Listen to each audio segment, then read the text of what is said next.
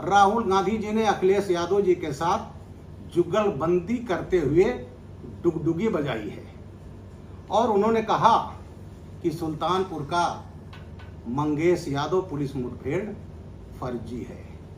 उन्होंने BJP ruled state में कहा है संविधान की धज्जियां उड़ाई जा रही हैं और साथ ही साथ कहा है कि वहां रूल ऑफ लॉ नहीं है। राहुल जी, आपसे तो बहुत बात करनी है, किस्तों में बात करनी है। अब मैं शुरू करता हूं नेली दंगा। 1983 में चुनाव होने थे आसाम में, आपकी दादी प्राइम मिनिस्टर थी। इन्होंने 40 लाख जो बांग्लादेशी मुसलमान नौगांव में बस गए थे उनको वोटिंग राइट दिया, जिसका पूरे असम के लोग विरोध कर रहे थे।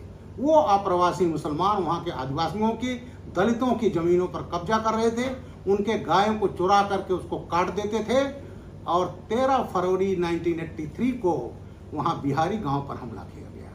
वहां तिवा जनजाति रहते हैं, उन तिवा जनजातियों के 5 परिवारों का अपहरण कर लिया था वो जो अप्रवासी बांग्लादेशी मुसलमान थे और उनकी 2 बेटियों का बलात्कार किया।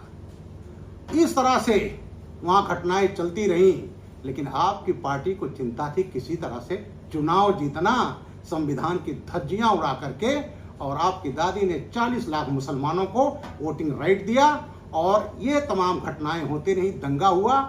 और जनाब, वहाँ आधिकारिक आंकड़े जो नेली के हैं 2191 लोग मारे गए आधिकारिक रूप से, अनाधिकारिक रूप से वहाँ लगभग 10,000 से अधिक लोग मारे गए। कहाँ था रूल ऑफ लॉ? कहाँ संविधान की धज्जियां उड़ाई गई? अरे संविधान की धज्जियां तो सबसे ज्यादा कांग्रेस पार्टी ने उड़ाई है, इमरजेंसी लगा करके। नेली दंगे पर तिवारी आयोग बना, उस तिवारी आयोग को भी आप लोगों ने आज तक प्रकाशित नहीं किया, जैसे साहब कमीशन आपने प्रकाशित नहीं किया जिसको बीजेपी प्रकाशित कर ले जा रही है। धन्यवाद।